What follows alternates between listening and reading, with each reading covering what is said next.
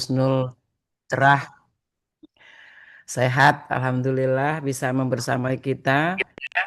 Eh, Puji syukur kita panjatkan kehadirat Allah Subhanahu wa taala yang pada kesempatan pagi ini niat kita ingin apa ya? Belajar dari ahlinya bahwa memang belajar itu diharuskan terus-menerus ya. Utlubul ilma minal mahdi ilal lahdi. Jadi dengan kondisi bangsa yang seperti ini, ya yang sekarang ini kita bersyukur sudah 80 tahun, tapi kita terus harus meningkatkan supaya terutama perempuan dan masyarakat Indonesia umumnya bisa lebih baik lagi dalam bernegara, berbangsa dan bernegara gitu. Sehingga kita perlu belajar siasah gitu ya. Bagaimana supaya kita tidak terpuruk terus ya. Terima kasih juga ini yang sudah hadir teman-teman. Walaupun ini karena mendadak ya pemberitahuannya dan mungkin sudah punya agenda, tapi kita ambil pagi supaya masih fresh kita. Belum kemana-mana. Biasanya hari libur adalah hari keluarga, hari kondangan, hari dan lain-lain. Jadi kita mulai pagi. Semoga kita bisa tetap menjalankan aktivitas kita yang lain gitu. Nah, mudah-mudahan kita berharapnya ini bisa jadi kajian rutin setiap pekan ya. Eh, Kalau misalnya nanti Bu Husnul tidak bisa tiap pekan, bisa kita selang-seling dengan apa materi yang lain gitu, yang terkait tentu saja. Nih, terima kasih.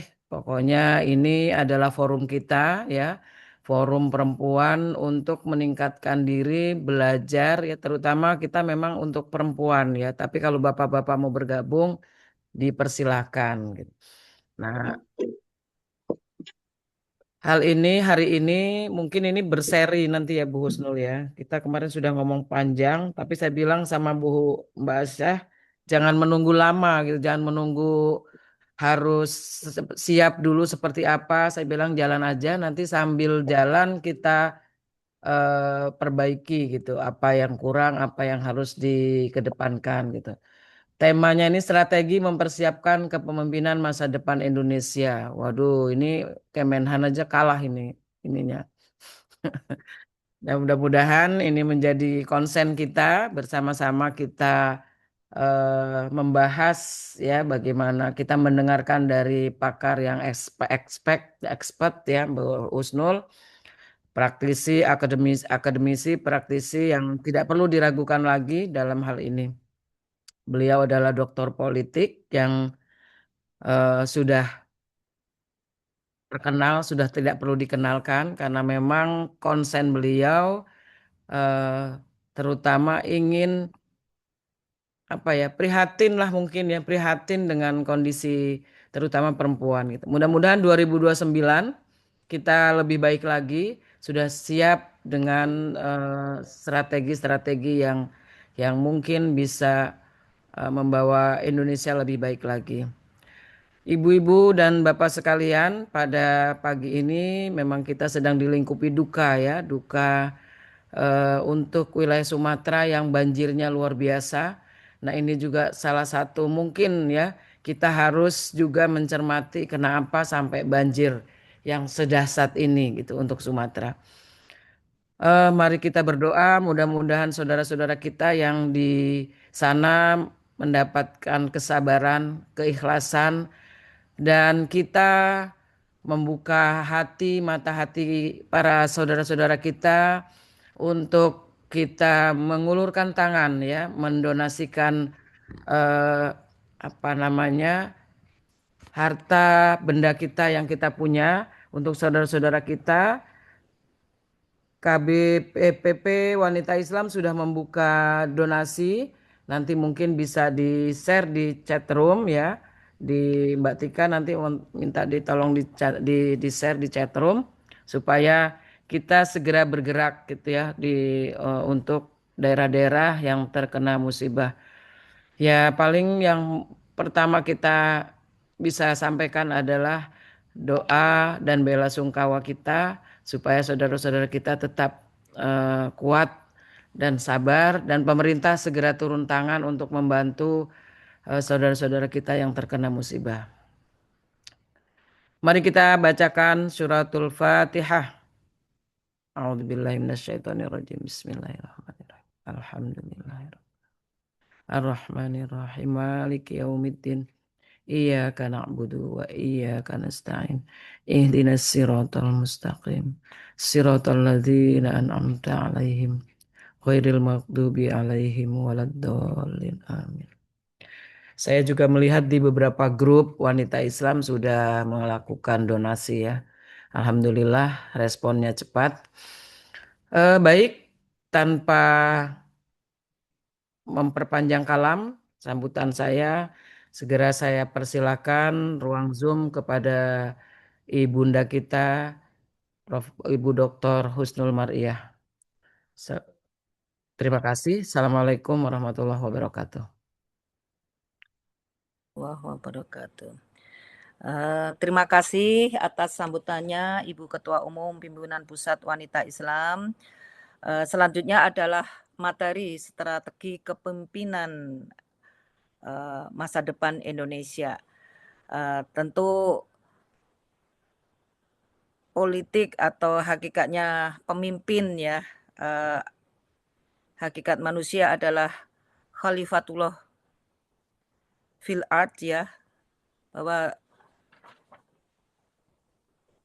kamu adalah sebagai pemimpin di muka bumi, maka kelak akan dimintai pertanggungjawaban dengan apa yang diembannya.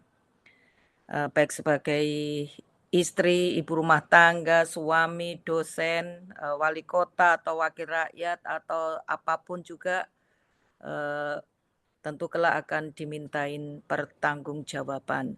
Dan dalam konteks yang lebih besar, kepemimpinan yang akan kita bahas nanti adalah kepemimpinan masa depan Indonesia. Bagaimana strategi untuk meraih kekuasaan, bagaimana intinya umat Islam ini bisa berperan, kemudian bagaimana memangkas kebodohan, ya, memangkas kebodohan dan paling seru sebetulnya memangkas dinasti Raja Jawa. Itu yang menjadi dinamika kita yang sempat menjadi luka sejarah bagi kita sebagai umat Islam. Sebelumnya juga akan kami bacakan kurikulum vitae Ibu Kusnul Mariyah. Nanti mohon dikoreksi kalau ada salah. Nggak usah lah. Nggak usah langsung ya Bu. Ya udah, kalau begitu langsung saja kami persilahkan Ibu Kusnul Mariyah untuk memberikan materinya. Jadi mohon maaf Bu, ini masih perdana, jadi masih gagap juga ya. Mudah-mudahan nanti selanjutnya untuk seri berikutnya nanti banyak peminatnya dan insya Allah kalau memang nanti antusiasme teman-teman untuk hadir di sini nanti bisa pertemuan lewat darat dalam bentuk TOT atau bagaimana. Baiklah Ibu, kami persilahkan untuk memberikan materinya. Terima kasih. Assalamualaikum warahmatullahi wabarakatuh. Waalaikumsalam warahmatullahi wabarakatuh. Bismillahirrahmanirrahim. Assalamualaikum warahmatullahi wabarakatuh. Alhamdulillah haqqal hamdi wa haqqal syukri wa la haula wa la quwata illa billah. Ya, salawat dan salam kita panjatkan kepada junjungan Nabi besar Muhammad sallallahu alaihi wasallam. Amma ba'd. Ibu-ibu yang dirahmati Allah, terima kasih ini Ibu Ketua Pak Bu Marfuah dan juga Mbak Ais, Ibu Aisyah. Ya, kalau ibu kita panggilnya ibu-ibu aja semuanya ya. Semuanya ibu-ibu di sini. Masya Allah. Terima kasih. Akhirnya kita ketemu lagi. Ya, ketemu lagi. Saya berpikir di dalam konteks kondisi kita hari ini. Tadi ya ada sebentar ini kok. Saya cek dulu ya ini saya. Sebentar ya. Saya keluar dulu. Ini kok tidak ada. Nah, sebentar.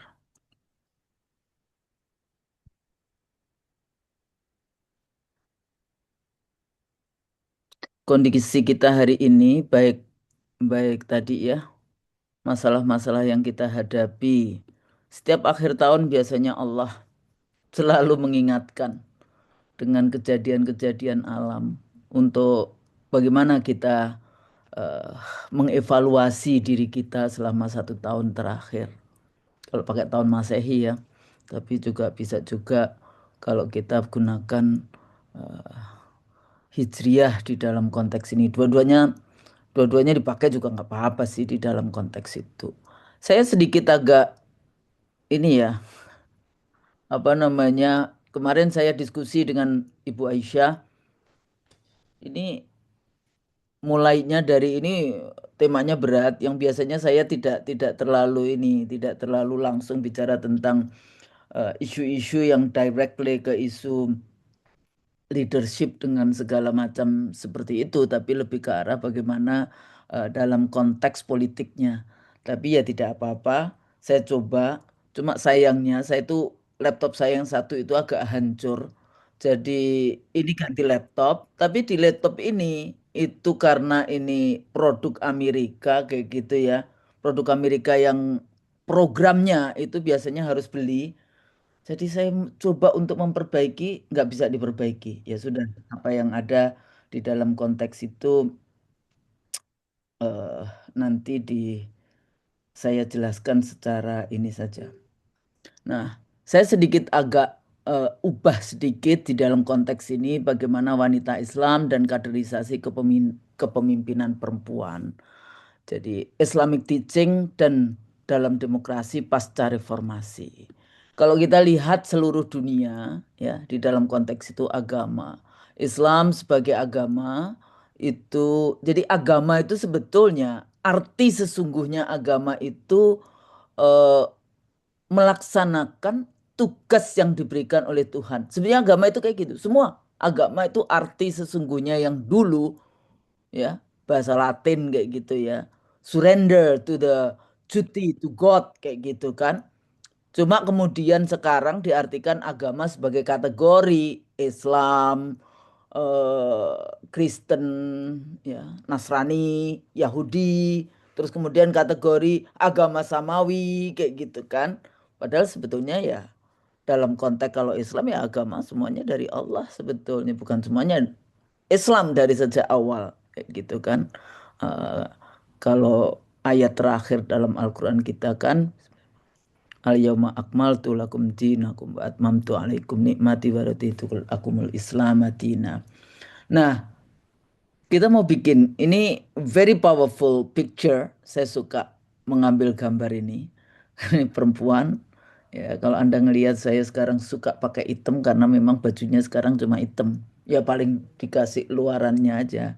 Cuma sebetulnya saya pingin juga itu kalau saya pakai kayak gini di Indonesia kayaknya akan jadi Keren, kehebohan keren tersendiri. kalau dosen politik pakai gini. Tapi paling tidak apa namanya, saya sekarang kan pakai hitam terus ya, memang sekarang bajunya hitam semua. Ya, nah tapi cuma dikasih luaran aja dalam konteks itu. Cuma kalau kerudungnya hitam sebetulnya powerful. Saya melihatnya ini powerful kayak gitu ya. Jadi power gitu di dalam konteks itu. Tapi saya cuek aja ke kampus pakai baju saya hitam. Kalau lagi nggak ngajar ya udah baju hitamnya aja. Tapi kalau lagi ngajar baru dikasih batik di luarannya. Berbagai isu perempuan kalau kita lihat eh, isu TKW. Tapi kita juga mau, Anda mau bikin masuk di dalam konteks isu siapa mau jadi leaders, siapa mereka ya, sejauh ini. Ini ada yang masuk wanita Islam atau enggak? Ada beberapa buku yang biasanya saya suka pakai ini, Women in Islam, and Historical and Theological Inquiry, Fatimah Mernissi. Ya, suka karena dia melihat dengan metodologi, melihat kembali bagaimana Rasulullah di dalam konteks itu. Ini orangnya Fatimah Mernissi. Saya waktu ke Maroko dulu ini. Nah, konteks politik globalnya hari ini Islamophobia. Oh, against Islam atau Islam sekarang digencet dari model civilization Barat dan Cina. Jadi kayak di sandwich seperti itu. Kalau Indonesia sendiri poros Jakarta Beijing, poros Jakarta Washington, kita posisinya di tengah. Padahal Indonesia adalah the most populous Muslim country in the world, negara yang jumlah penduduk muslimnya terbesar di dunia, tapi kadang-kadang kita tidak melaksanakan apa yang disebut sebagai perintah di the divine of revelation, ya, firman-firman Allah. Kondisi dunia hari ini kita terkonsentrasi, ya, jadi perdebatan yang luar biasa, diskursus yang luar biasa dengan isu Gaza, ya, sampai hari ini juga bagaimana ini berarti kontestasi peradaban Islam, peradaban Nasrani, dan peradaban Yahudi, ya, dari konteks peradaban Yahudi, ya. Jadi seluruh dunia, kalau media-media konvensional tidak bisa menjadi suara, channeling suara-suara rakyat kayak gitu, ya. Ya, sekarang media sosial. Nah, kondisi kita seperti ini. Teman-teman wanita Islam bisa, itu ada banyak partai, saya nggak tahu posisinya ada di partai mana saja di dalam konteks eh, channeling kepada politik kayak gitu, ya. Nah, tapi kalau kita lihat bagaimana sebetulnya konstelasi partai-partai politik, kita bisa lihat kelompok-kelompok partai yang fondasinya Islam dan sebetulnya nasionalis Islamis, nasionalis religius, dan satunya lagi sekuler, ya, di dalam konteks ini. Jadi jangan cuma Islamis saja, ini mesti kasih nasionalis, karena kalau tidak kita selalu dikatakan sebagai tidak nasionalis kayak gitu. Walaupun kalau kita lihat kalau Barat selalu bicara tentang New World Order, kayak gitu kan, ya. Kita semua disuruh ngikut demokrasi liberal. Tapi kalau berhadapan dengan isu Islam, pasti kemudian Islamnya nggak bisa liberalisme itu hanya untuk yang bukan Islam, ya, yang non Muslim. Tapi kalau yang Muslim langsung tidak.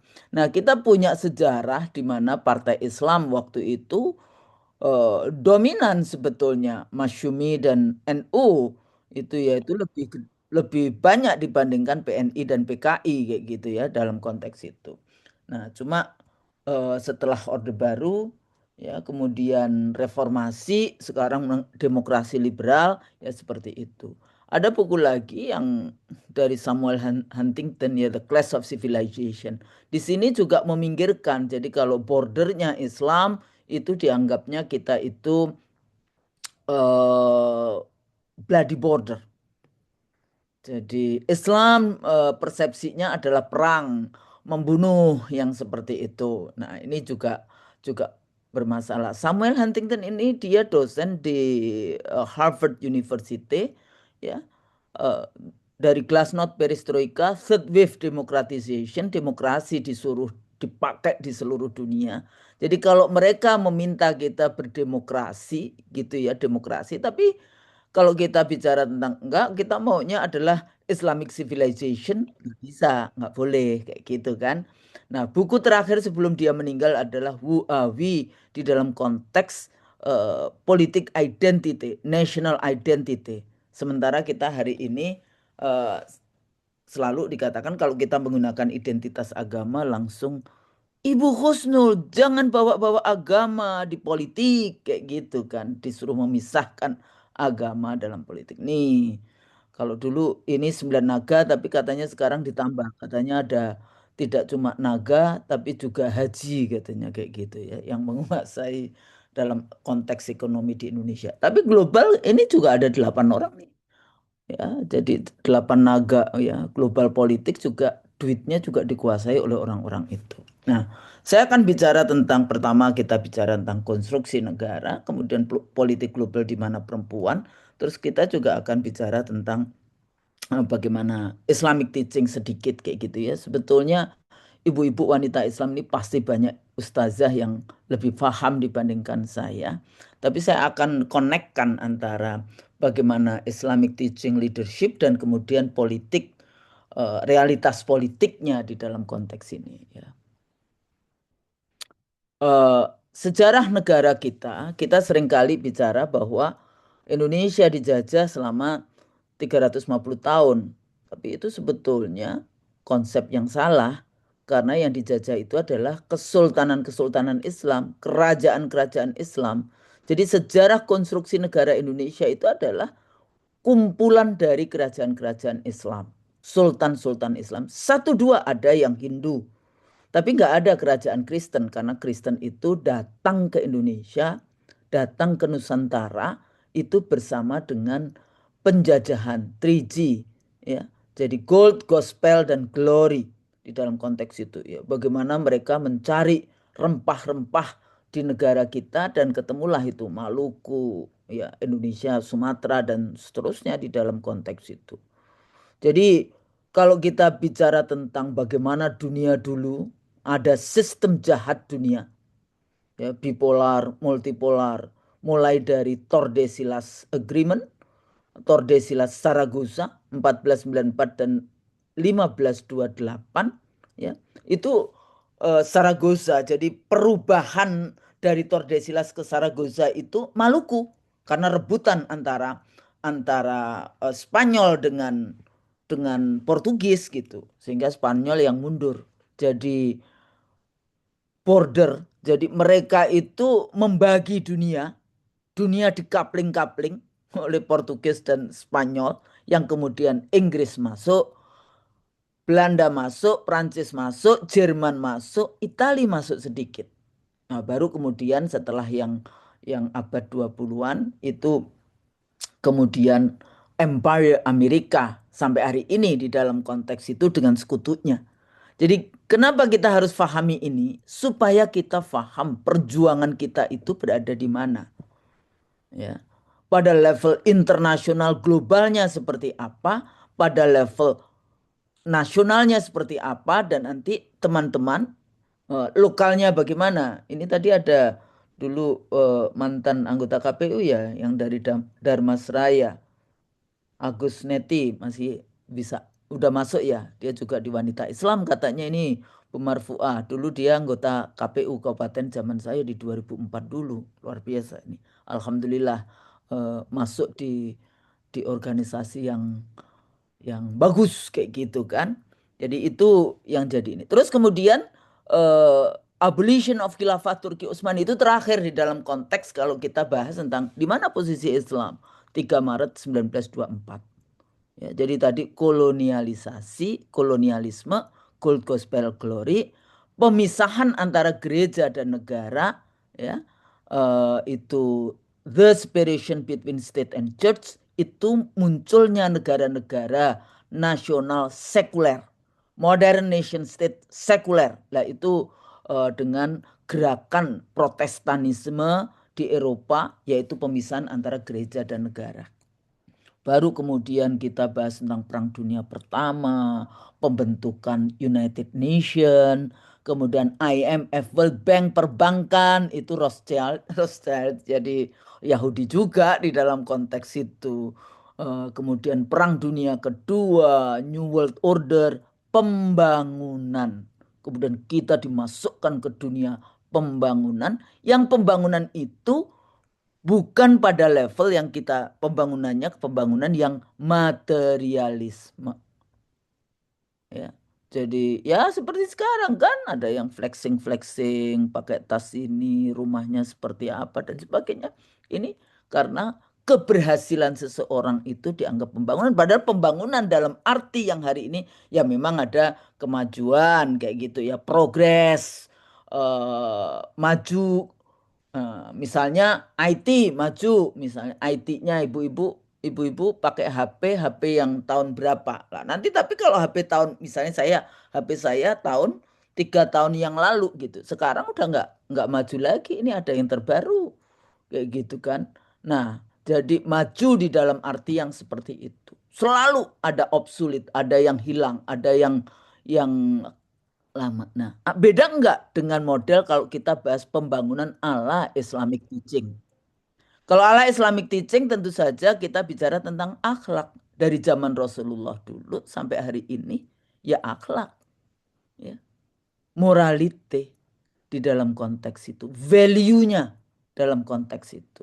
Jadi tidak hanya cuma maju kayak gitu ya. Jadi kayak kalau dalam konteks ini kadang-kadang saya agak sedikit apa ya, tadi dikatakan concern gitu, concern karena saya jadi dosen. Ternyata saya hitung-hitung saya dari dosen ini sudah 41 tahun ya, dari sejak 81. Jadi itu berapa tahun udah? Ya, semester 5 saya kuliah saya udah jadi dosen. Ya, jadi asisten 2 mata kuliah Profesor Miriam Budiarjo dan Profesor Nazaruddin Samsudin. Saya udah punya kelas waktu itu, pengantar ilmu politik dan sistem politik Indonesia. Ya. Dari tahun 81 sampai hari ini itu cuma saya off setahun pada saat saya pertama kali 2 semester saya kuliah di Sydney University. Tapi semester 3 saya sudah ngajar juga di Sydney. 5 tahun saya ngajar di Sydney University. Jadi kadang tadi, oh iya saya kenalkan nggak usah, paling saya dibilang aja saya dosen ilmu politik dari UI, aktivis perempuan dan perempuan aktivis. Nah sudah itu aja udah cukup dalam konteks itu. Ya, jadi kalau kita bahas tentang membandingkan pembangunan ala materialisme Barat kayak gitu ya, yang itu hanya pengalaman di dunia saja, mereka tidak punya yang namanya pemikiran life after life. Artinya di dunia akhiratnya tidak masuk. Jadi semua ilmu-ilmu politik yang diajarkan oleh Barat sebetulnya itu dari knowledge yang saya sebut sebagai sekuler, Katolik, Protestan, ateis di dalam konteks itu. Kita lupa kadang-kadang tidak mengajarkan bagaimana ilmu politik di dalam konteks Islam. Akhirnya apa? Praktek politiknya pun demikian. Kalau kita membawa identitas Islam di dalam pemilu, langsung kemudian kita dianggap fundamentalis. Nah itu hasil penelitiannya LIPI demikian. Terutama isu itu muncul luar biasa saat Pilkada DKI antara Ahok dengan Anies. Ya. Tapi pada saat yang sama mereka dengan liberalisme, demokrasi liberalisme, di ekonominya wajahnya kapitalisme.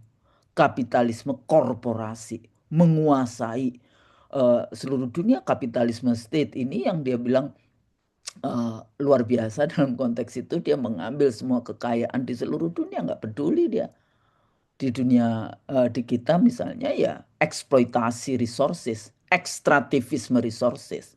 Ibu-ibu dari wanita Islam dari banyak studi dan observasi, saya baru pulang juga dari Maluku, dari Ternate gitu ya, mendengarkan bagaimana cerita semua tempat yang di situ ada tambang yang dalam konteks ilmu politik saya sebut sebagai urban industrial ya, itu muncul di situ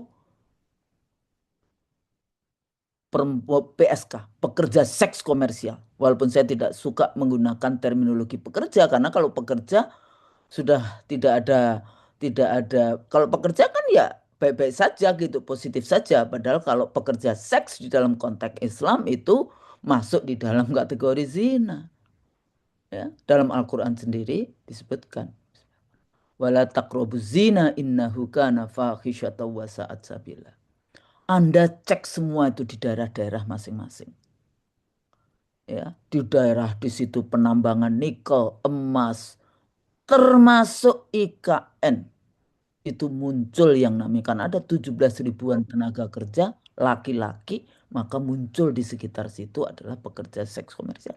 Nah itu yang bawaan orang selalu bicara, wah bagus nih globalisasi. Iya, tapi dia juga ikutan, yang tidak bagusnya itu ya ikutan juga di dalam konteks itu. Lah kita sebagai bangsa Indonesia ini kemudian juga kita yes sir-nya itu masuk. Akhirnya kita memproduksi semua yang namanya undang-undangnya ya 10 tahun terakhir pada era pemerintahan Joko Widodo ya, dalam konteks itu muncul semua yang namanya undang-undangnya mengarah kepada industri kapitalisme.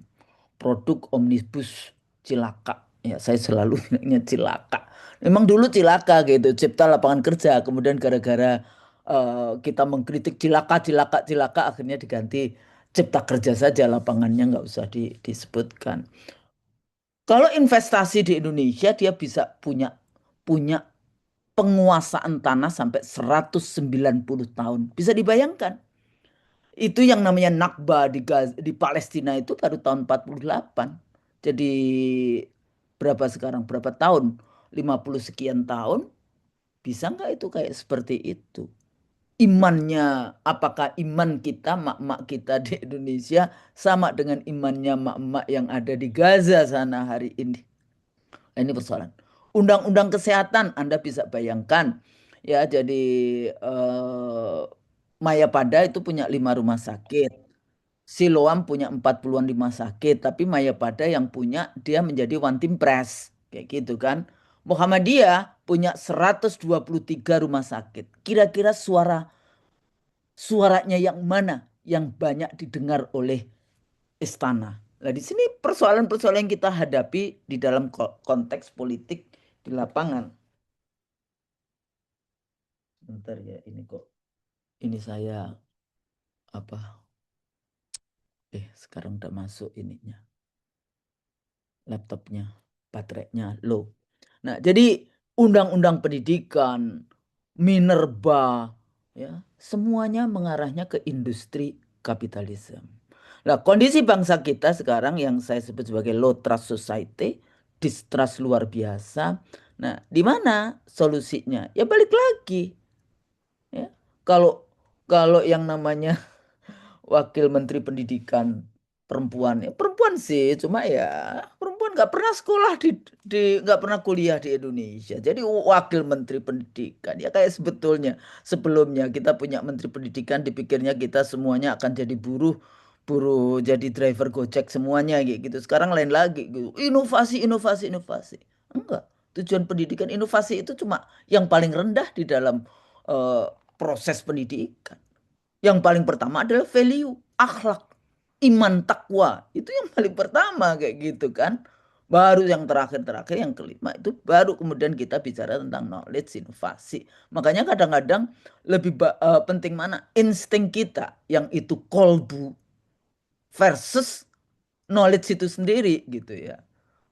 Orang yang dianggap pandai mengatakan eh, imagination is much more important than knowledge themselves kayak gitu kan. Ya. Nah, di dalam konteks ini waktu saya mau kuliah saya dikasih gitu. Katanya apa rekomendasi I have an instinct eh insting yang ini terus saya protes kok insting ya karena insting itu lebih bagus dibandingkan ini jadi kemampuan kita melihat dengan kolbu kita lah di situ iman itu masuk takwa itu masuk nah ini yang baru kemudian kita bicara amal soleh di dalam konteks kita bagaimana iman dan takwa itu menjadi masuk eh, di dalam konteks yang kita sebut sebagai ya iman kan iman dalam konteks ini apa kok sebentar. Nah, kalau kita bahas tentang leadership dan politik gitu ya, bagaimana kita merebut bahasa saya saya sekarang merebut tafsir. Ya, jadi kembalikan lagi Islam. Karena kalau saya mengajarkan dalam konteks barat selalu kita bilang power tends to corrupt, Lord Acton. Politik kotor. Ya, eh, politik kotor sehingga kita perempuan biasanya susah untuk masuk ke dalam karena sudah di otak kita politik kotor sikut-sikutan ya lapangan memang kayak gitu tapi itu yang paling rendah paling tinggi adalah kalau kita bicara tentang morality untuk apa kayak gitu ya kita ingat kan ada 7 golongan dalam Islam yang nantinya akan mendapatkan lindungan Allah pada saat yaumul hisab. Salah satunya adalah pemimpin yang adil. Nah, artinya apa? Kok kemudian kita nggak mau nih merebut menjadi pemimpin yang adil? Kalau dalam sejarah Islam sendiri ya Nabi Daud juga memiliki political power, Rasulullah apalagi political power dan political control dan semuanya kayak gitu ya. Terakhir lengkap itu di dalam konteks itu. Jadi artinya apa? Tidak semua kekuasaan itu devil. All power not devil. Ya, jadi nggak semua kekuasaan itu ya seton. Walaupun kita, saya waktu itu melihat video ya, viral itu waktu itu. Videonya apa?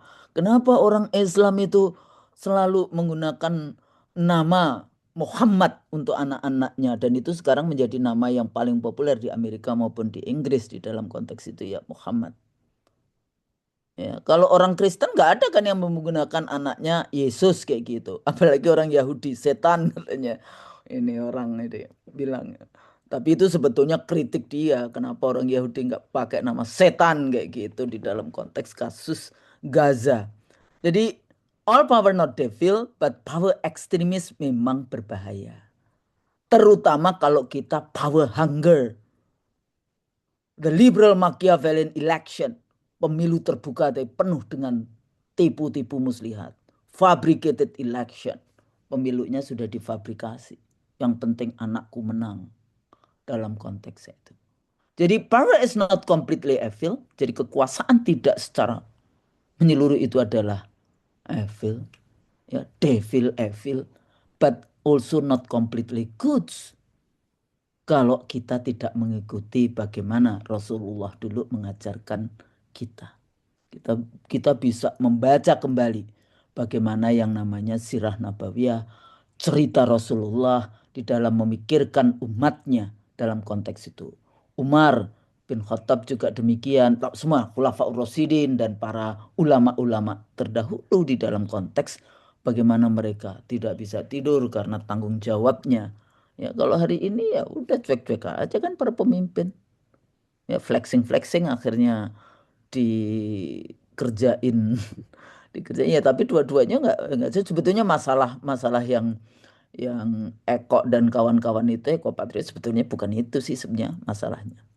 Nah, jadi kalau kita lihat beberapa tipe leadershipnya, ada yang memikirkan kepentingan dirinya dan kelompoknya sendiri, penduduknya, atau pemimpin yang mengurus kelompok yang less fortunate istilahnya. Ya, kaum dufafa, kelompok lemah. Harusnya begitu. Tapi hari ini kan mereka pro kepada yang tadi, sembilan naga, kepentingan bandar, dibandingkan kepentingan rakyat, kepentingan masyarakat secara keseluruhan. Mereka dengan mudah menandatangani eksploitasi resources di negeri ini dengan menghadirkan yang namanya tenaga-tenaga kerja langsung dari Cina sana, bahkan membangun yang namanya bandara. Ya, ya, sekarang yang satu jenderal mengatakan ini masalah kedaulatan kita, yang satunya lagi, oh sudah terdaftar kok, sudah ada izinnya kok dan sebagainya. Nah, kita posisinya di mana di dalam konteks itu? Ya. Nah, kalau hadisnya kan kullukum ra'in wa kullukum mas'ulun an ra'iyatihi. Artinya setiap dari kalian adalah pemimpin dan tiap-tiap pemimpin akan dimintai pertanggungjawabannya. Jadi sepertinya di satu sisi saya kemarin kok rasanya saya udah ini ya, apa namanya, bagaimana memilih yang mana gitu. Memilih jadi guru ini memang antara eh, ya tanggung jawab di dalam konteks itu. Nah, salah satu social and political leadership ini ya, ini daripada saya bacanya ini kita dengar.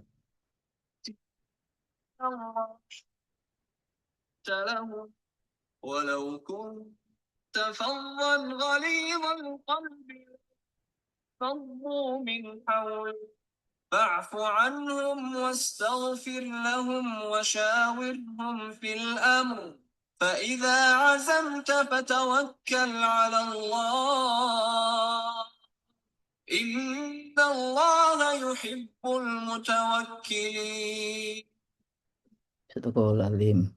Nah, maka berkat rahmat Allah, engkau Muhammad selalu lemah lembut terhadap mereka. Ini salah satu karakternya ya, lemah lembut. Kemudian sekiranya kamu bersikap keras dan berhati kasar, tentulah mereka menjauhkan diri dari sekitarmu. Ini asbabun nuzulnya itu setelah perang Uhud ya. Karena itu maafkanlah mereka dan mohonkanlah ampun untuk mereka dan bermusyawarahlah dengan mereka dalam urusan itu. Ini satu karakter lagi yang kita harus bermusyawarah. Walaupun itu adalah pengkritik kita. Ya, waktu itu kan sekelompok yang tidak mengikuti eh, perintah Rasulullah untuk tetap berada di tempatnya tapi turun karena urusan urusan apa pembagian, bukan pembagian, mengambil ghanimah dan sebagainya yang seperti itu. Karena itu maafkanlah mereka dan mohonkanlah ampun untuk mereka dan bermusyawarahlah dengan mereka dalam urusan itu. Kemudian apabila engkau telah membulatkan tekad maka bertakwalah kepada Allah. Sungguh Allah mencintai orang yang tawakal. Ini banyak digunakan di dalam konteks bagaimana kita harus bermusyawarah sebagai pemimpin. Ya, jadi kalau ada pengkritik jangan dimasukkan ke penjara. Kalau kita hari ini kan begitu, ya, di dalam konteks itu. Pengkritik masukkan ke penjara. Dibawa pasal-pasal. Ditanya tentang ijazah saja nggak ditunjuk-tunjukkan. Apa sih maksudnya kayak gitu ya? Apa yang terjadi dalam konteks itu? Kalau kita beriman, ya bertakwa gampang saja. Jadi mau nggak mau memang kalau kita mempersiapkan pemimpin, ya masukkan dulu iman takwanya ini dibahas. Ya. Ya, kalau biasanya yang sering kali dibayar tablik, amanah, sidik, fatonah. Ini yang semua orang paham, tahu, hafal kayak gitu ya. Tapi kan nggak gampang. Memiliki kemampuan tabligh, menyampaikan amanah, jujur, sidik, fatonah. Ya. Jadi artinya apa? Memang kita harus mempelajari ya, salah ketik, dakwah Rasulullah dan mengikuti karakter Rasulullah. Ya. Melihat Rasulullah dulu kan begitu, melihat. Ya, dalam konteks bahasa metodologi meneliti, empati, simpati. Ya, sekarang. Nah, ini juga kadang-kadang kemampuan tabliknya, kemampuan mendengarkan apa suara rakyat, itu kan susah. Nggak punya empati, nggak punya simpati di dalam konteks itu. Nggak gampang. Ini kalau anggota DPR turun ke daerah kan rakyat disuruh dengerin aja. Padahal harusnya anggota DPR yang dengerin kita. Hmm. Dikasih sudah. Rata-rata anggota DPR itu setiap bulan itu kalau saya hitung tuh 200 sampai 250 juta itu uang rakyat. Ada yang akhirnya cuma datang ke daerah, naik pesawat sampai di sana, foto-foto terus balik lagi. Duitnya nggak tahu apakah sampai atau tidak ke rakyatnya. Ya, jadi punya empati, punya simpati ya di dalam konteks kalau kita lihat bagaimana dulu karakter Rasulullah di dalam melihat permasalahan yang ada di dalam masyarakatnya. Jadi gimana? Kemudian diajarkan kan ikro. Tapi ikronya tidak cuma ikro-ikroan doang. Ikro bismi robbik. Jadi ada dengan nama Allah di dalam konteks itu. Ya. Jadi kalau kita mempelajari yang di barat semua karakternya ya bagus semua ini. Tapi nggak ada bismi robbikanya. Tidak ada unsur tauhidnya di situ. Unsur Allahnya tidak dibawa. Nah, nanti akhirnya kecenderungannya siapa yang mengontrol? Oh iya DPR, nggak taunya DPR sudah dibayar. Ya nggak bisa ngontrol. Tapi kalau kita yakin bahwa nantinya kita akan dihisap, ya kita jadinya karena Allah, bukan karena manusia dan sebagainya. Toh pulang juga cuma 4 meter kain kafan. Nah, kalau saya kayaknya sudah agak gemukan, nggak cukup kali ya 4 meter kain kafan. 2 meter kali 1 meter tanah dalam konteks itu. Ya. Itu saja nanti yang kita bawa materi yang ada. Sisanya ya amal soleh kita, iman kita, takwa kita, Islam kita di dalam konteks itu. Ya, jadi membaca, membaca, mencontohkan. Ya, leader dia harus jadi contoh. Kalau orang Jawa bilang, ing ngarso sung tulodo, ing madyo mangun karso, tut wuri handayani. Kalau orang Jawa begitu. Ya, jadi di depan kita menjadi contoh, di tengah kita ikut bekerja, dan kemudian di belakang kita mengayomi dalam gitu. Membaca, mendengar, mencatat. Ya, kadang-kadang kita malas mencatat kayak gitu. Ya. Di Harvard itu sekarang kalau ujian itu harus nyatet pakai tangan. Baca, mendengar, mencatat, mengevaluasi. Ya. Dan kemudian kita bisa membuktikan dan konsistensi di dalam konteks itu. Ya, jadi kita ini enggak apa, kalau orang dulu kan suka itu, esok dele, sore tempe, kayak gitu ya. Jadi selalu bertentangan, kontradiksi. Tapi gimana kita ini konsisten di dalam konteks itu? Ya kita pelajari yang tadi, kita harus konsult, kita harus bisa bermusyawarah di dalam proses-proses pengambilan keputusan.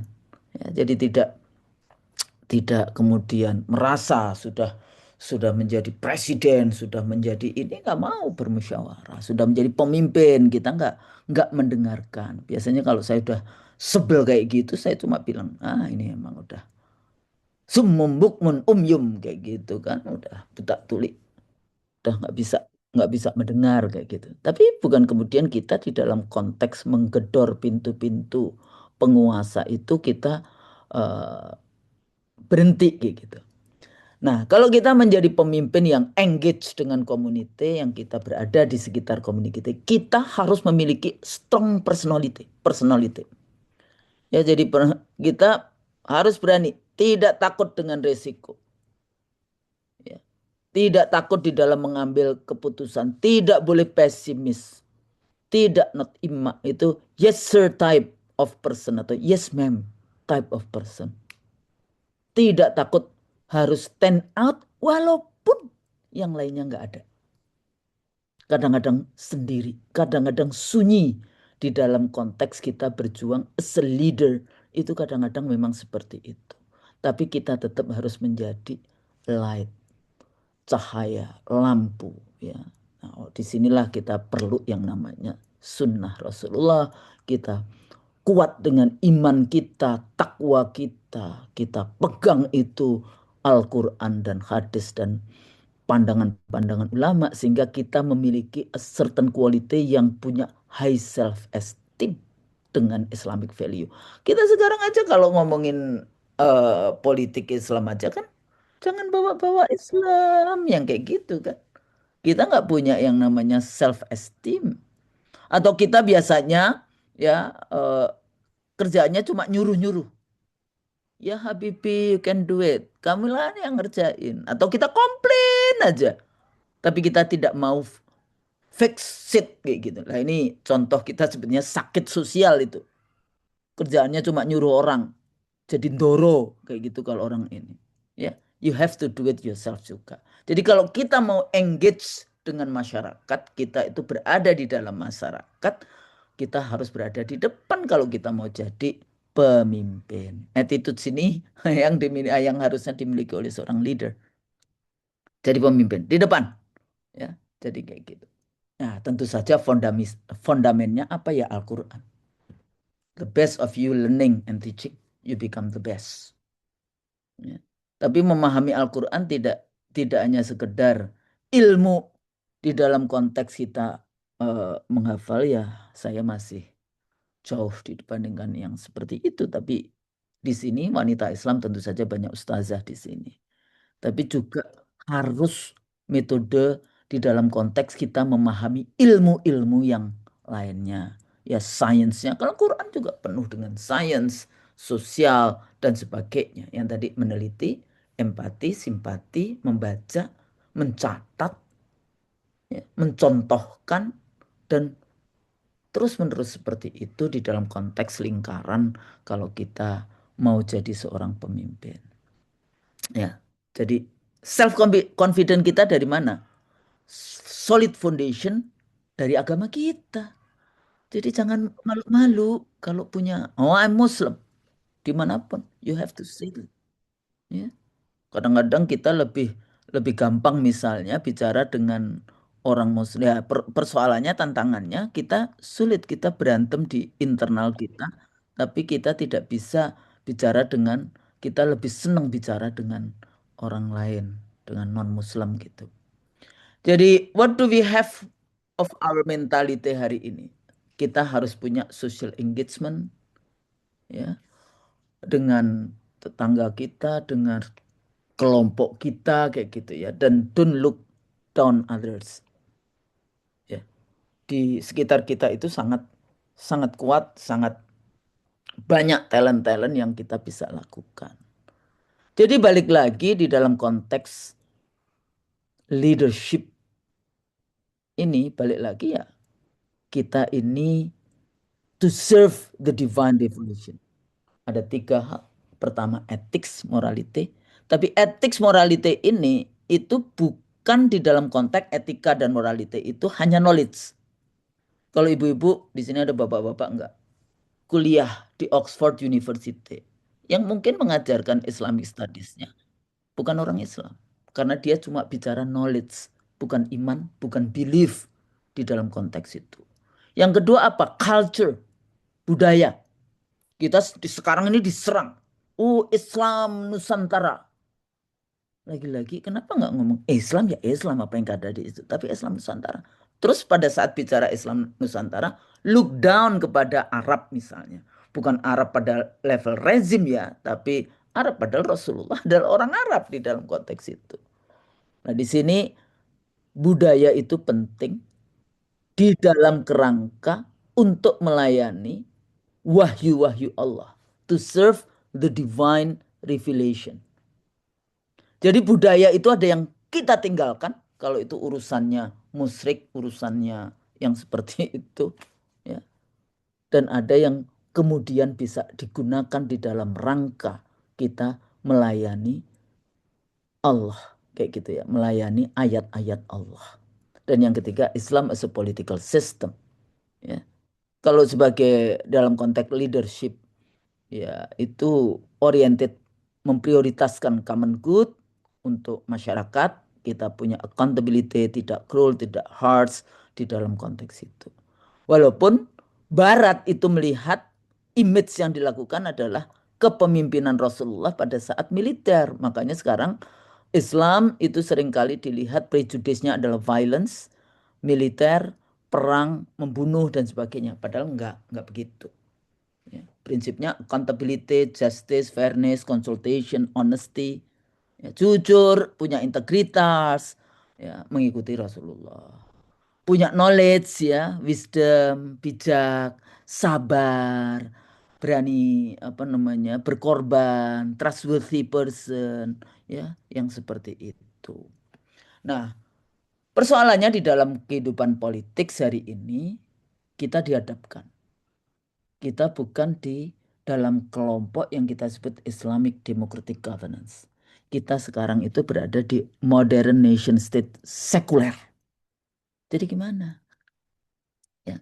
Dia pertama ya bicara, kalau saya tanya kepada Mas humanism first atau Islam first? Ya, sebagian besar bicara humanisme first. Karena tidak punya self esteem tadi. Ya. Self esteem, percaya diri. Kenapa nggak berani bicara Islam first? Tapi humanisme first. Karena berpikir untuk connecting dengan non-Muslim. Emang kalau Islam nggak bisa? Islam kan rahmatan lil alamin. Kenapa nggak bisa? Ya, jadi seringkali itu. Padahal disitulah sekularisme. Sekuler itu tidak ateis ya. Jadi bukan pemisahan antara state and church, agama dan negara per se. Ya. Tapi di dalam konteks ini mereka menggunakan agama yang kira-kira fit in gitu ya, dipergunakan oleh rezim. Jadi kayak seperti agama tersendiri kalau kita bahas tentang ini karena di situ ada nationalism, ada citizens yang seperti itu ya, ada warga negara, ada nasionalisme, ada bendera, ada yang kayak gitu-gitu. Makanya ya hati-hati, tidak kemudian ya harus niatnya di dalam konteks gitu ya sama bendera. Wah, ini kita karena Allah atau karena benderanya per se, nasionalisme per se atau karena Allah. Di situ kolbu kita, niat kita itu menjadi sangat penting. Ya, legal systemnya one legal system. Walaupun Indonesia menarik para pendiri bangsa kita yang para ulama waktu itu tetap bisa bikin yang namanya Islamic legal system, ya, pengadilan agama. Walaupun hari ini masih terbatas pada family law, ya tidak semuanya. Ya, kalau modern nation state itu yang dihadirkan itu satu nasionalisme itu ya, kemudian produknya itu kewarganegaraan, terus bagaimana mengawasi warga negara itu surveillance dengan menghadirkan polisi dan penjara di dalam konteks itu ya. Kemudian menggunakan demokrasi popular vote, ya waktu itu Puan mengatakan, oh kalau kita pilkada itu dipilih oleh DPRD kita mundur. Enggak, zaman Yunani kuno 350 tahun sebelum Masehi itu yang namanya pemilu itu langsung. Ya, tapi sekarang ya tidak langsung. Apa pemilu nggak ada dalam Islam? Sebetulnya ada juga. Abu Bakar waktu jadi pemimpin kan juga dipilih. Semua khulafaur rasyidin dipilih. Ada nggak dipilih yang masyarakat? Ada. Waktu itu siapa yang salah satu sahabat Rasulullah juga yang bertanya satu persatu waktu itu. Ya, Utsman atau siapa atau Ali yang waktu itu di ini. Nah, ini juga kita harus pelajari lagi bagaimana sirah nabawiyah, bagaimana waktu itu ya zaman Rasulullah. Walaupun seringkali kalau saya bicara seperti itu langsung, ibu kan balik lagi ke ini. Lah, balik lagi ke zaman, ya iyalah.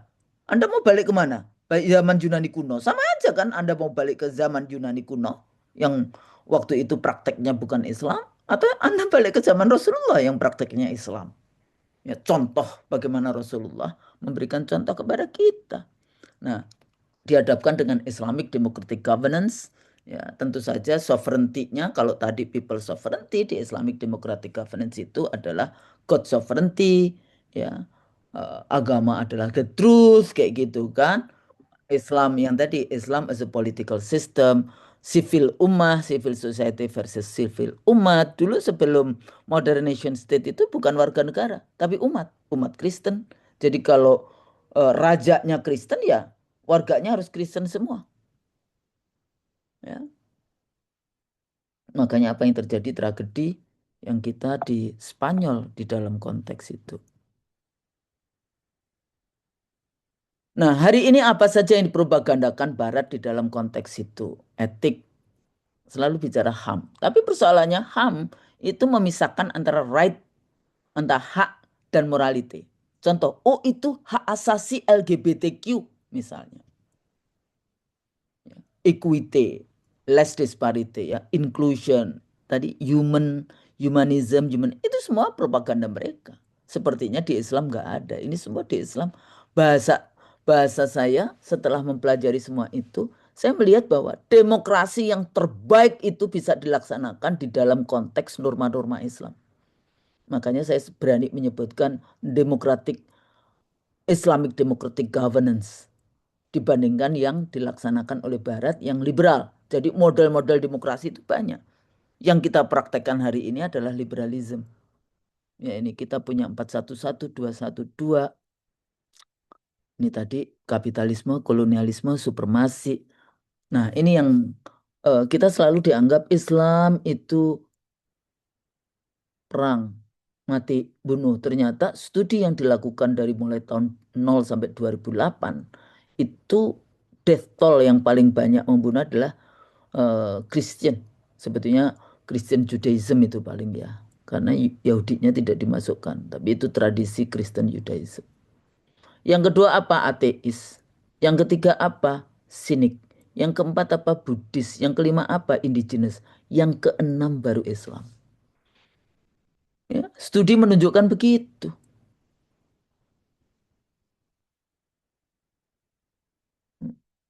Tapi kan kita nggak ini. Nah, ke perempuan gimana? Kita mau mempersiapkan perempuan itu seperti apa? Gimana partisipasi kita di dalam konteks politik ya, pemimpin politik masuk di DPR, masuk di partai politik gitu. Untuk apa kita masuk di partai politik? Ya, demokrasi di dalam konteks saya gunakan ini karena di situ ada partisipasi, partisipasinya perempuan. Ada kompetisi tanpa kekerasan, ada partisipasi, ada kebebasan sipil dan politik kayak gitu kan. Nah, di Indonesia kita harus baca ini nih. Kodifikasi 3 undang-undang, 6 buku, 573 pasal. Saya nggak tahu nih KPU aja baca atau tidak. 4 lampiran. Nah, kita ada dua nih, ada politic of ideas. Ini bisa kita titipkan ke siapa saja, tidak harus perempuan, laki-laki juga bisa. Dan politic of presence, perempuan sendiri terlibat di dalam decision making process. Jadi tadi ada pemimpin di dalam kita sendiri, ya, individu, di dalam keluarga, di dalam masyarakat engage dan kemudian di dalam politik karena saya latar belakangnya political science ya saya bicaranya yang di dalam politik pun sedikit bicara di dalam konteks individu. Tapi apakah individu dan keluarga tadi tidak penting? Tetap penting di dalam itu. Kadang-kadang kita miskonsepsi terhadap Islam, perempuan dan politik di dalam konteks itu. Ya, bapak-bapak biasanya tafsirnya perempuan nggak boleh sama sekali ternyata dalam Islam sebetulnya yang saya pelajari tidak melarang perempuan bekerja, tidak melarang perempuan masuk dalam politik, toh cuma sedikit masih banyak nanti yang ngurus keluarga. Ya, kita selalu berpikir, oh nanti kalau buku lu semuanya 30% perempuan akan banyak sekali menjadi politisi. Enggak. Ya politisi DPR, DPRD provinsi, kabupaten, kota, DPD, ya kemudian itu enggak lebih dari berapa cuma. Enggak ada tiga ribuan enggak ada itu. Oh 3.000. 30.000 bukan 3.000. 30.000-an seluruh Indonesia. Ada berapa perempuan? Ya kan kita nggak ngambil 30.000, paling kita ngambil kan cuma 10.000. Ada 135 jutaan perempuan, jadi masih banyak yang ngurus rumah tangga, yang ngurus masyarakat, yang ngurus ini. Yang ngurus politik itu sebenarnya sedikit. Makanya disebut oligarki politik. Ya, karena yang ngurus cuma sedikit. Ada model yang incremental, itu model Scandinavian country, ada model yang fast track, itu model yang ada di negara-negara eh, Amerika Latin, ya, dengan kuota. Kita juga sekarang menggunakan kuota. Ada yang kemudian aktivis perempuan, sampai kapan ini kuota? Oh ini sementara kok, kalau saya enggak. Karena saya termasuk, saya bisa bilang orang-orang yang pertama bicara tentang kuota 30% perempuan dan saya masuk di dalam timnya pemerintah waktu itu. Pertama kali untuk pemilu 2004, ya undang-undang drafting undang-undang partai politik pemilu susduk. Saya selalu mengatakan ya kalau masih ada pemilu sebelum kiamat ya itu masih ada terus kita menggunakan kuota ya dalam konteks itu. Dalam konteks ini ya udah kalau memang kita pilihannya begitu ya kita sekarang ada 21,9% perempuan di DPR. Anda cek aja. Apa sebetulnya yang sudah kita dapatkan di dalam konteks setting standar nasional ya, undang-undang misalnya ya. Positif karena ini penting untuk difahami dalam konteks itu. Nanti Anda bisa analisis apakah undang-undang ini bertentangan dengan Islamic teaching. Bahas itu. Jadi Undang-Undang Dasar 45 sekarang udah liberal. Makanya saya posisinya dengan kawan-kawan, dengan Nursi dan kawan-kawan itu sepertinya harus kembali ke Undang-Undang Dasar 45 dan tentu saja ada adendum yang harus diberikan di dalam konteks itu yang lebih detail. Ya. Kemudian Undang-Undang Perlindungan Anak Indonesia juga sudah punya yang namanya Kementerian Pemberdayaan Perempuan. Tapi Anda bisa bayangkan ya, istrinya Ahok loh jadi wakil menteri perempuan.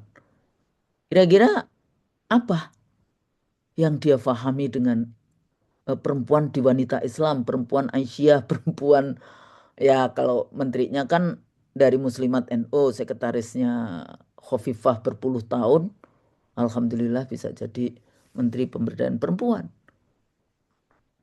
Tapi gimana? Ya, rekrutmen kita ya itu tadi perempuan yang pendidikan nggak pernah kuliah di Indonesia, merasa dari Cina dia dengan segala macam ngomong di mana-mana, nggak paham dengan apa sebetulnya tujuan pendidikan. Dia bilang inovasi. Halo, tujuan pendidikan itu akhlak, value, ya, supaya kita berakhlakul karimah. Ya, kan Rasulullah juga hadir untuk menyempurnakan akhlak.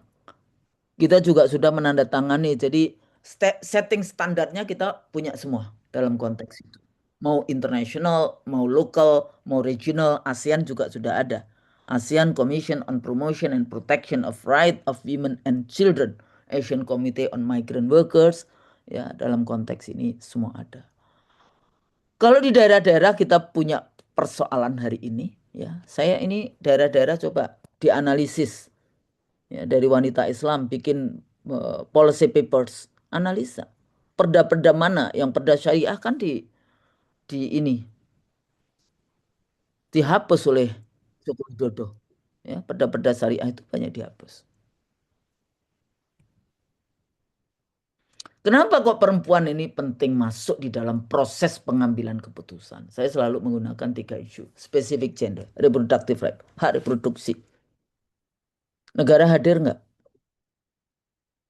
Kelaparan, kemiskinan, segala macam yang berhubungan dengan reproduksi. Kenapa kok di Scandinavian country itu dia menggunakan apa namanya? Kalau kita apa namanya?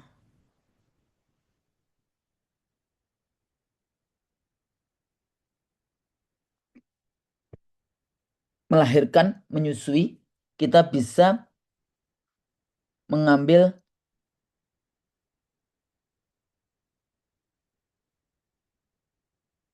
cuti selama 2 tahun. 1 tahun dibayar oleh negara, 1 tahun tidak, dan kemudian bisa kembali ke pekerjaan semula. Lah, itu kan dalam Al-Baqarah. Kalau mau sempurna ibu-ibu susui anaknya sampai 2 tahun. Nah, ini yang disebut the politic of ideas. Jadi kenapa perempuan mau jadi ke sana? Ada visinya. Bagaimana isu-isu yang berhubungan dengan hak reproduksi, specific gender. Ya. Kemudian relasi perempuan dan laki-laki. Ya. Dan kemudian semua kebijakan yang dianggap netral tapi punya dampak yang berbeda antara laki-laki dan perempuan. Ini sangat penting di dalam konteks kalau kita bicara tentang bagaimana kok kita yang negara Muslim terbesar di dunia tidak mau melakukan itu. Kenapa? Supaya anak-anak kita, masa depan bangsa ini adalah anak-anak yang anak-anak ibu. Nah, kalau saya ngomong di kelas, tapi Bu sekarang kan kita bisa diambil itu yang namanya susunya dan kemudian menyusui. Nah, tinggal kita beda apakah menyusui langsung itu sama posisinya dengan yang sudah diambil di pam kayak gitu terus disusukan. Ya, itu perkembangan ya, perkembangan dari teknologi. Tapi ada perkembangan lain. Kalau anak-anak kita itu tidak paham dengan bagaimana yang namanya eh, apa fikih nisa kayak gitu ya. Jadi kalau anak-anak kita susu kita berikan ke bayi-bayi lain 3 kali, itu artinya sesusuan. Kalau sesusuan harus dicatat, jangan sampai nanti ada masalah di kemudian hari karena haram hukumnya untuk menikah. Nah itu kadang-kadang, oh iya kita bagus ini, kita berikan susu kita karena banyak sekali kepada orang lain, tapi nggak dicatat. Ya. Nah ini juga menjadi persoalan-persoalan yang kita hadapi. Nah relasi perempuan laki, perkawinan, perceraian, kebijakan negara dan sebagainya yang perang damai dan sebagainya. Kenapa kadang-kadang kita susah masuk? Karena sistem politiknya itu masih sangat maskulin. Sistem kepartaian kita itu juga yang tadi kepemimpinannya. Makanya saya selalu bilang, ibu-ibu, kalau Anda di partai, rebut itu posisi eh, apa? Bapilu, Badan Pemilihan Umumnya. Kenapa? Disitulah letaknya kita bisa berkompetisi untuk membawa perempuan-perempuan di dalam eh, menjadi caleg-caleg. Nah, kalau kita tidak berada di situ agak sulit. Selain memang partai politik itu ada oligarki ya tergantung kepada ketua. Ya, ekonomi perempuan banyak yang miskin sehingga susah. Ide dianggap oh kita tidak bisa memberikan money politics atau dan sebagainya. Padahal kita jangan berpikir kayak gitu. Ya. Saya sedikit lagi. Bagaimana jadinya pemilu 2009? Ada yang jadi penyelenggara, silakan. Jadi kepemimpinan di dalam penyelenggaraan pemilu, KPU, Bawaslu, DKPP, MK, ya. Atau Anda masuk di dalam konteks caleg dan sebagainya, silahkan. Tapi ya tadi itu harus menghadirkan nanti calon-calon pemimpin yang halal. Jadi gimana? Jangan ikuti kejahatan pemilu. Fabricated election, liberal Machiavellian election, semuanya. ya, nggak barokah.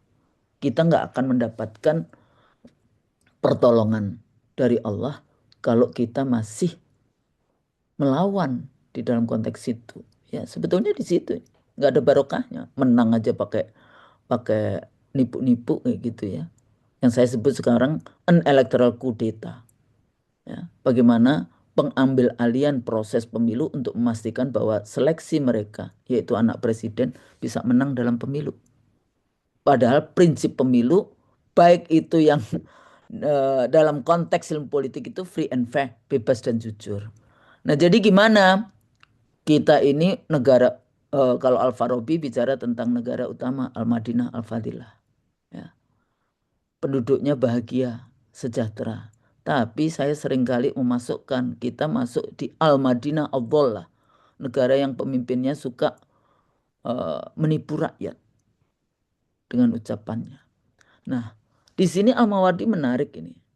Siapa yang harus berhak dipilih? Punya karakter adil, punya ilmu, sehat pendengaran, mata dan lisan, sehat badan, pandai mengendalikan urusan rakyat, berani dan tegas membela rakyat.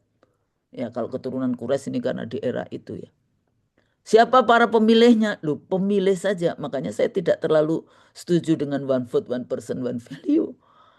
Kredibilitas pribadi, mempunyai ilmu sehingga tahu siapa yang berhak dan pantas untuk memangku jabatan kepala negara dengan persyaratan-persyaratan itu. Jadi pemilih pun ini, makanya kembalikan aja ke MPR.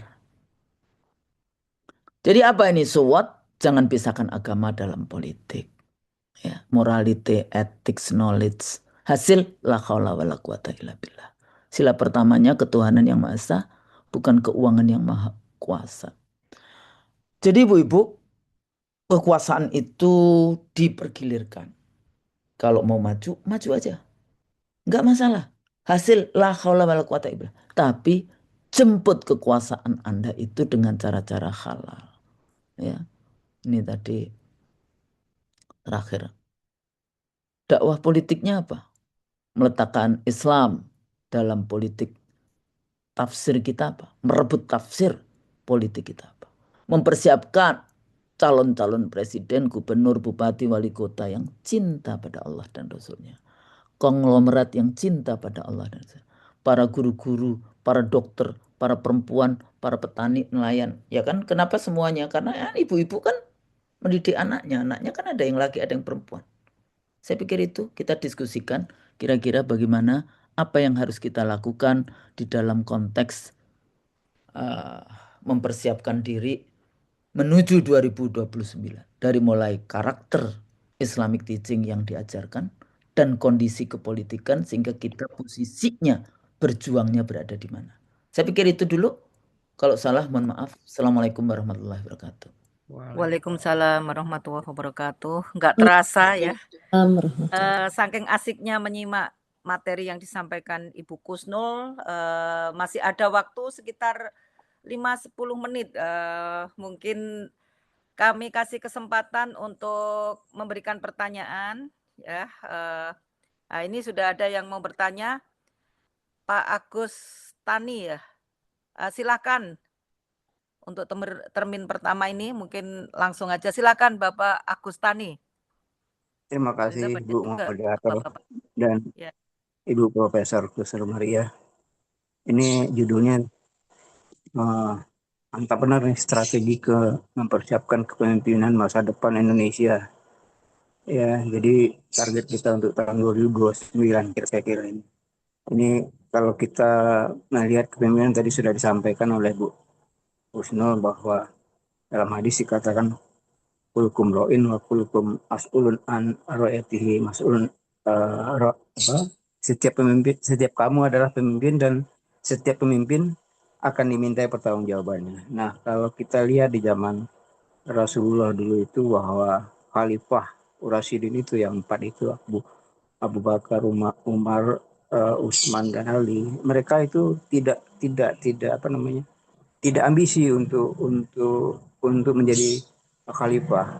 Karena apa? Karena mereka mengerti bahwa mereka akan dimintai pertanggungjawabannya. Mereka takut untuk mempertanggungjawabkannya. Nah, beda dengan sekarang. Sekarang orang berlomba-lomba untuk menjadi pemimpin dan bahkan dengan cara curang. Nah, ini sangat bertolak belakang dengan prinsip Islam.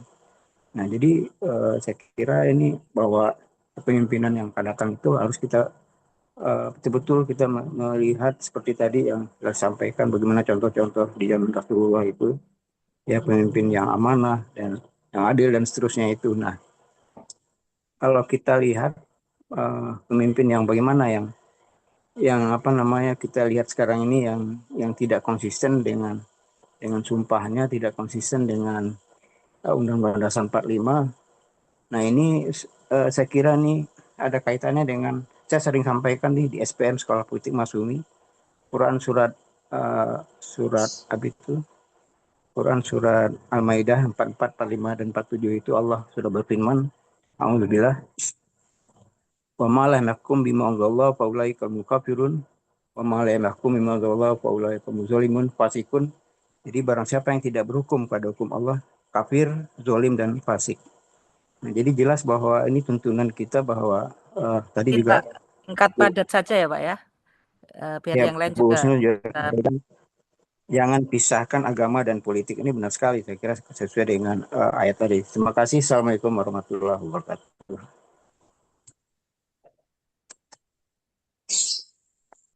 Langsung saja Bu Kusnul. Enggak, yang lainnya aja dulu. Aku kan udah ngomong panjang. Oke. Kami berikan kesempatan untuk memberikan pertanyaan. Silakan. Karena tadi itu bukan pertanyaan sebenarnya, menambahkan. Penambahan Baik, Bu. ya. Apa aja Iya, Silakan kan Ibu. ini perdana nih, introduction. iya. Saya Mbak Aisyah. Oke, Oh, kalau silakan. tanya dari Bu Ketua susah nih. Bu Ketum, ini silakan Bu Iya. Ketum. Aduh, ini luar biasa ini. Kayaknya bukan satu semester ini, kayaknya nggak selesai nih Bu Konsepnya banyak bahasannya. Luar biasa. Jadi Jadi setiap slide itu kayaknya bisa jadi satu bahasan itu Bu yang perlu kita kuliti gitu.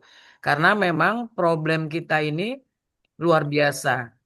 Kita ngomong perempuan aja mungkin perlu bahasan panjang, belum lagi peran dan sebagainya. Tapi mungkin kita nanti lebih ke politiknya ya, bagaimana perempuan harus berperan gitu. Di rumah ya, publik, domestik ya, yang wajib tuh domestik, yang tadi kata Mbak Husnul, nggak semua, kalau domestik itu kan nggak bisa ditawar-tawar, harus kita semua melakukan peran domestik itu gitu.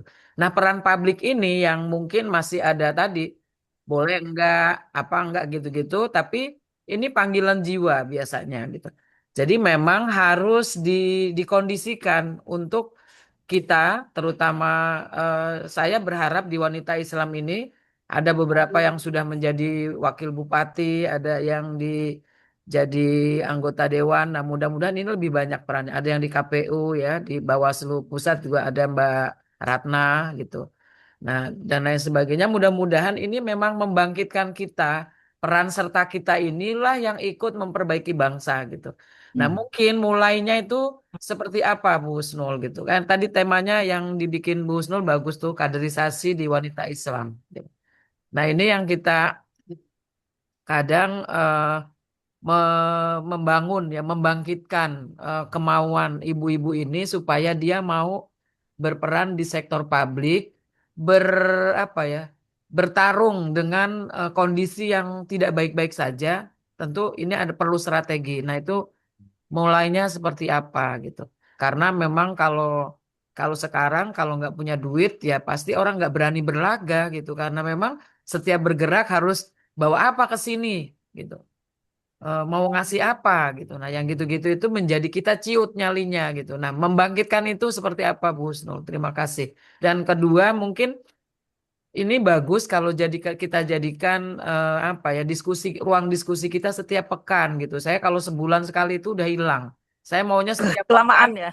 setiap pekan ada kajian ini gitu. Nanti bisa kita sounding dengan bapak-bapak yang lain atau yang biar berimbang gitu. Karena nanti kalau perempuan aja katanya perempuan sentris gitu, jadi lebih ke perasaan gitu ya. Jadi nanti bisa kita combine gitu dengan kita berharap Mbak Isa ini setiap pekan gitu. Ada Mbak Siap-siap. Wiwi ya, Siti Juhro itu juga yang konsennya luar biasa. Beliau bagaimana beliau punya harapan besar orang baik harus mengambil peran di setiap tempat gitu. Nah, kalau nggak punya duit bagaimana ya? Harus kita yang mengkondisikan supaya dia jadi. Gitu. Nah, inilah mudah-mudahan saya berharap teman-teman di sini diskusi keluarkan apa pendapatnya, maunya seperti apa supaya kita ini maju bersama gitu. Jangan dipendam perasaannya, kita ngomong aja. Waktu untuk hari ini mungkin kita bebas mau sampai jam 8 boleh. Mudah-mudahan Bu Husnul hari ini punya waktu agak panjang biar kita bisa diskusi lebih banyak. Terima kasih Mbak Ulfa, Bu Husnul. Assalamualaikum warahmatullahi wabarakatuh. Waalaikumsalam. Waalaikumsalam warahmatullahi wabarakatuh. Bagaimana ibu-ibu yang lain? Itu di ruang Ayo, pertanyaan udah ada ayo. tuh. Di ruang Ini ada, pertanyaan ada Ibu-ibu, ayo semuanya. ini ada pertanyaan juga yang tadi menyambung dengan kondisi eh, kondisi keadaan kita. Jadi ini ada pertanyaan. Saya mau tanya bagaimana peran wanita muslim menanggapi beberapa kasus seorang pemimpin yang korupsi, terutama pemimpin wanita. Yang kedua, terkait pemilu merupakan cara mencari pemimpin. Gimana kalau pemilunya penuh kecurangan politik dan uang? Jadi hampir sama dengan realitas yang disampaikan oleh Ibu Ketua Umum tadi. Silakan Bu Masih Kusnul. ada lagi Kak. Ibu-ibu tadi kan disuruh sama Ibu Ketum itu. Ayo yang lain bicara. Jangan nulis, Nah, bicara. ini eh, kekurangan kita salah satunya adalah itu rasa keberanian untuk percaya diri menyampaikan pendapat, ini salah satu kendala. Apakah ini perlu dibuat materi khusus ya kali supaya digembleng nih. Sebenarnya saya yakin ibu-ibu semuanya punya kemampuan potensi yang bagus sebetulnya. Cuman kadang ada sisi keberanian, kemudian rasa percaya dirinya ini yang boneknya kurang. Jadi kalau orang Jawa Timur bilangnya bonek. Mungkin itu Bu, yang kadang kita Iya. terkendala oleh mentalitas kita Oh, untuk ini ada Mbak Yulfa nih, Palembang nih, anggota Dewan Ayo, kita. Ayo Mbak Yulfa, mungkin bisa share, menyampaikan share. kita forum sharing bersama-sama untuk mencari yang terbaik. Izin bertanya, Mbak Aisyah. Ya, Assalamualaikum. silakan. Waalaikumsalam. Salam. Assalamualaikum. Ibu Izin Ida tanya. Farida silakan ya. Ya, Assalamualaikum warahmatullahi wabarakatuh. Waalaikumsalam. Bu Maria, Bu Husnul Maria yang saya hormati, Masya Allah, luar biasa. Menarik sekali kajian pagi ini, sehingga terbesit dalam hati saya. Menurut pandangan Bu Husnul, kira-kira melihat perkembangan politik yang memang sampai saat ini pun masih terlihat kecurangan, menurut Bu Husnul, apakah Bu Husnul optimis untuk kedepannya atau sampai berapa periode lagi nih kondisi politik kita akan benar-benar bersih gitu Bu Husnul. Sementara kondisi masyarakat memang ketika kita bicara politik, bahkan di taklim, kebetulan saya megang Majelis Taklim, ketika kita bicara politik di Majelis Taklim, mereka tuh enggan gitu. Secara serasa tabu sekali bicara politik di tengah masyarakat. Jadi kalau ada ustazah yang bicara politik itu, mereka bilang, udah nggak mau ngaji karena bahasannya politik gitu. Nah ini bagaimana nih Bu Husnul? Itu pertanyaan pertama tadi. Yang kedua, membangkitkan keingintahuan ibu-ibu yang berada di Majelis Taklim grassroots bawah ya, karena kan tadi kan kita harus bicara, karena memang Islam kan syamil ya, ajarannya kan sempurna sekali, termasuk politik itu adalah ajaran Islam. Bagaimana mengajak ibu-ibu Majelis Taklim itu agar melek politik gitu Bu Husnul ya. Terima kasih Bu Husnul. Jadi saya nggak mau tuh yang cuma pas waktu pemilu aja kita bicara gitu. Jadi bagaimana ya strategi untuk membangkitkan keingintahuan ibu-ibu khususnya di Majelis Taklim tentang politik. Ya, cukup itu aja. Terima kasih. Assalamualaikum warahmatullahi wabarakatuh. Pertanyaan bagus sekali ini, saya kira tentang sejauh mana sampai kapan seperti ini. Silakan Ibu Kusnul untuk ditanggapin. Ya, saya nggak nanggapin ya, tapi memberikan perspektif saja. Karena kalau nanggapin kayaknya ibu-ibu ini udah tahu semua. Jadi yang Pak siapa tadi? itu juga dia sebetulnya memperkaya apa tadi yang sudah saya sampaikan, menambahkan di dalam konteks itu. Jadi setuju apa yang tadi disampaikan kayak gitu. Itu yang penting di dalam konteks itu dan bukan pada level pertanyaan menurut saya yang tadi itu menambahkan.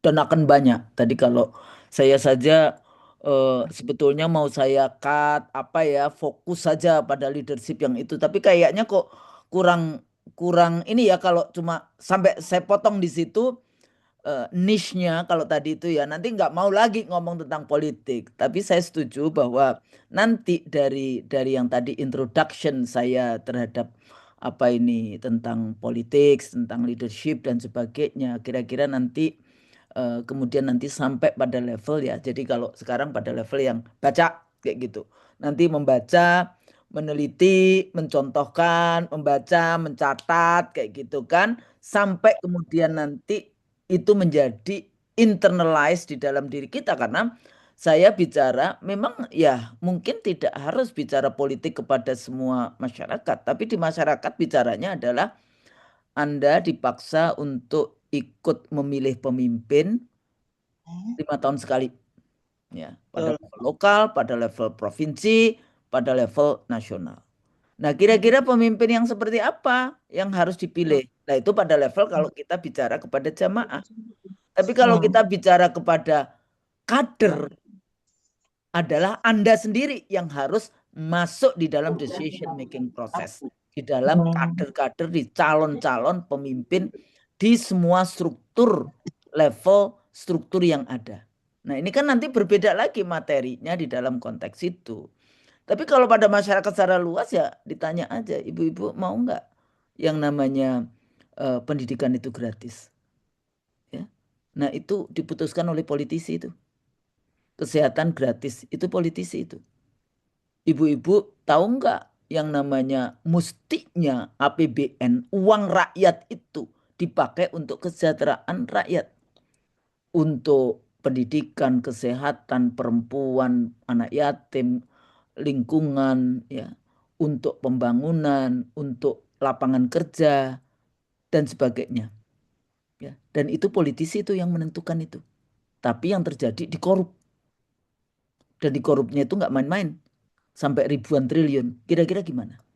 Ibu-ibu kira-kira utang itu dibawa mati nggak nanti? Utang. Utang negara ternyata banyak sekali. Jadi ibu-ibu itu satu-satu dari ibu-ibu ini punya utang 30 juta. Bukan ibu-ibu. Anak yang baru lahir itu sudah punya utang 30 juta. Kalau dihitung dengan utang negara. Siapa yang melakukan utang itu? Presiden. Rezim yang berkuasa. Dan itu bunganya saja setiap tahun itu 500 triliun. Bunganya saja. Kira-kira barokah nggak kita dihidupi dari uang itu? Tapi sebetulnya kita kaya nggak? Kaya kita. Nikel 95% masuk ke diambil Cina. Emas, minyak, sawit, semua kekayaan kita. Siapa yang makan itu? Ya. Nyampe nggak ke ibu-ibu? Nggak lah. Semuanya itu diputuskan di dalam ruang-ruang politik. Jadi 5 tahun setiap kali kita mencari apa namanya pemimpin, pilihlah mereka yang punya iman, takwa, dan faham dengan kepentingan kita. Ideologis akhirnya. Dan tentu saja policy ya. Kadang-kadang kalau kita nggak punya posisi kan selalu ngomong kita itu harus rasional choice gitu. Rasional tapi kalau nggak bela Islam mau apa? Ya kan kita disuruh milih yang Islam. Makanya dalam Al-Quran kan disebutkan sebelum kalian mengikuti mereka Nasoro dan Yahuda, mereka belum berhenti kok. Nah, Anda sendiri, kita sendiri bagaimana? Untuk apa kita berkuasa? Yaitu tadi yang saya bilang. Termasuk di negara-negara Scandinavian country aja kalau perempuan melahirkan menyusui itu bisa 2 tahun. Sementara kita, nih bismillahirrahmanirrahim.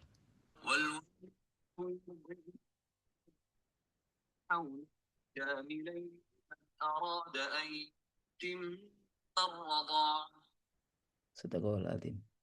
Ibu-ibu hendaklah menyusui anak-anaknya selama 2 tahun penuh bagi yang ingin menyusui secara sempurna. Ada dalam Al-Quran. Kita berapa bulan? 3 bulan Izin cukup. cutinya 3 bulan, 2 bulan malah. Nah, di Scandinavian country enggak. 2 tahun.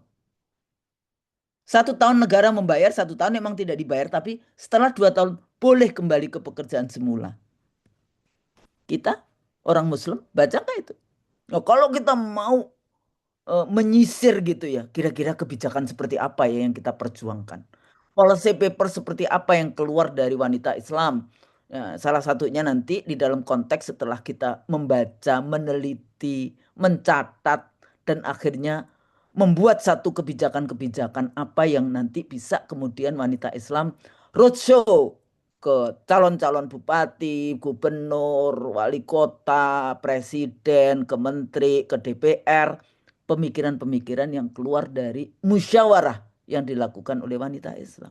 Dan itu bisa setiap kali kayak gitu. Apalagi ada yang langsung, isu-isu yang langsung berhadapan. Setiap hari. Saya udah sampai saya itu nggak berani membaca.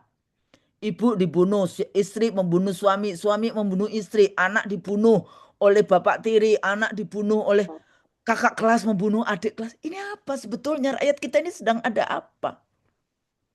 Nah, ini persoalan di dalam konteks kita melihat. Jadi kalau kemudian politik jangan cuma dulu juga saya di awal-awal 98 itu diundang juga oleh ibu-ibu sepuh.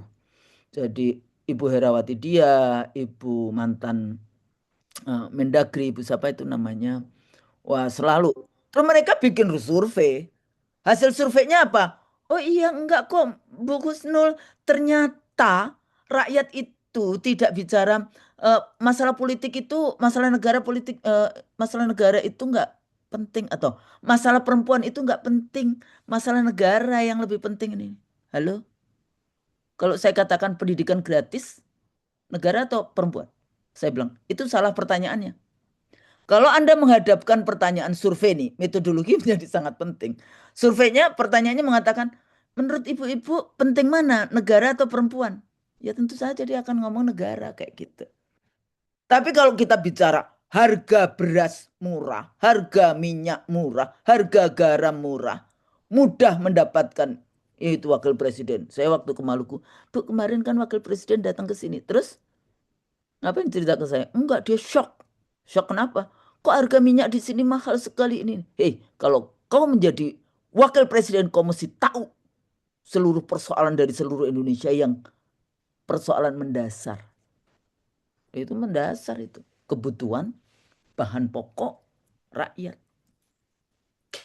Kenapa mahal di Indonesia Timur? Dan bagaimana caranya supaya bisa lebih murah? Itu mestinya sudah tahu sebelum maju. Jangan baru ya kayak DPR itu juga, DPRD itu juga baru bintek setelah jadi anggota DPRD. Mestinya kan sebelumnya. Sehingga maju berjuang. Makanya ini menjadi sangat penting bagi wanita Islam yang mempersiapkan kadernya. Jadi jangan sampai jadi anggota DPR. Apa fungsi DPR? Wah, saya nggak tahu. Gimana tuh? Ya. Jadi Anda ngapain jadi anggota DPR? Kalau nggak ngerti ngapain menjadi anggota DPR. Nah, jadi mulai dari mana? Ya ini, mulai seperti apa ya? Sebetulnya ya dari mulai tadi baca, artinya pendidikan. Kemudian nanti meneliti, kemudian ya dari membaca, mencatat, membaca, itu menjadi penting. Biasanya saya, Ibu Husnul mulai dari mana? Lah 2 kata yang terakhir itu buang. Dari mananya itu buang. Mulai. Mulai dengan apa? Iqra bismi rabbika, ya Iqra, ya baca, ya mempelajari, knowledge, meningkatkan kita jadi contoh, kita bekerja, kita ini semuanya ke sana. Ya. Jadi ini juga sangat penting di dalam konteks itu. Tetapi kita tahu kita mau ambil peran yang mana. Yang tadi saya katakan, apakah jadi birokrat, apakah jadi di semua lini pemimpin. Di birokrasi Anda bisa jadi yang bahasa saya dulu menjadi brand. Ya. Oh Husnul, IT-nya Husnul dulu di KPU kan kayak gitu. Kotak suaranya Husnul kayak gitu. Padahal punyanya KPU, bukan punya saya. Nah, itu branded gitu. Saking kita kemudian karena kita paham dengan pekerjaan kita. Sampai saya itu tidak dianggap sebagai doktor ilmu politik, tapi logistik dan sebagainya seperti itu. Halo, saya tetap doktor ilmu politik. Makanya kadang-kadang saya malas disuruh ngomong KPU gitu. Nanti dipikirnya saya cuma KPU. Tapi untuk diketahui, saya dengan Pak Ramlan dulu, saya dan faksi saya Anas, Pak Nazar, itu 11-0. Pak Ramlan tuh nggak pernah menang di dalam mendesain apa yang kita lakukan di pemilu 2004, termasuk daerah pemilihan. Karena Pak Ramlan maunya kecil distrik, undang-undang mengatakan proporsional. Tapi argumen saya salah satunya satu perempuan, satu undang-undangnya mengatakan proporsional, satu karena perempuan, yang kedua lagi, yang ketiga, itu karena kalau menggunakan dapil kecil political Islam di Indonesia habis. Nah, siap nggak kita nanti pada saat kita mendesain menghabisi political Islam di Indonesia, bagaimana saya nanti bertemu dengan Allah? Tapi walaupun kita tidak ngomong terus terang, tapi desainnya saya cek ini, partai-partai Islam itu tersebar suaranya. Kalau tersebar nggak bisa, pakai menggunakan sistem distrik, dapil kecil. Maka kita bikin dapil 6-12. Tapi P3 yang selalu diundang adalah Pak Ramlan. PKB Pak Ramlan. Saya ketawa aja. Giliran saya katakan, oh iya, saya tadi setuju dengan Profesor Aloysius Ramlan Surbakti. Ini contoh langsung ya, dalam konteks itu. Baru kemudian, oh Aloysius. Makanya didukung oleh Kompas, Komando Pastur. Pemahaman seperti ini, wilayah di mana saya berjuang, kadang-kadang nggak ngerti. Ah, Ibu ternyata ini anti. Enggak, ini realitas. Barat bicara tentang Islamofobia. Tapi kita tidak punya self-esteem bahwa fondasi kita adalah Islam. I'm a Muslim, my identity. I'm kayak gitu ya. Yang tadi bicara. Pandangan saya adalah khilafah Islam di dalam konteks itu. Bukan khilafah Kristen Protestan.